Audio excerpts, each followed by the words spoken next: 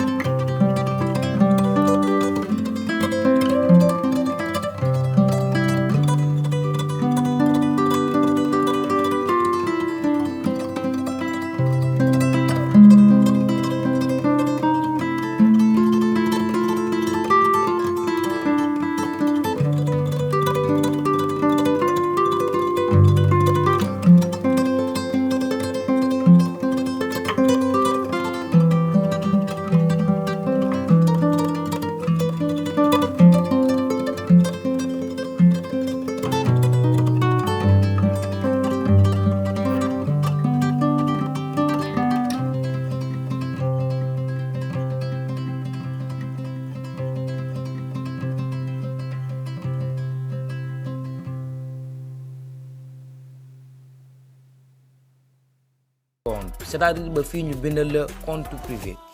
boo ñëwee fii du cochable mais da nga koy cocher boo ko cocher ba pare fii da lay expliquer c'est-à-dire da lay expliquer mun la passer à un compte privé mun la yow sa compte public bi ba xam da nga kaa bëgg a yóbbu ci compte privé waaw wala déet su ne waaw après nga bës passer à un compte privé mais avant loolu fii dañu la bëggoon a defal yeneen leeral fii bi na la mun la seuls vos abonnés pourront voir vos vidéos et vos photos mun la say abonné kese ñoo mën a gis say photo ak say vidéo mun la cela ne changera pas mun la loolu nag du changer qui peut vous identifier mun la am na ñoo xam ci ni nag mën nañ lay identifier pour bu ñu lay envoyer message ak mention comme ça loolu du ci yàq dara mais loolu am na feneen fu ñu koy defee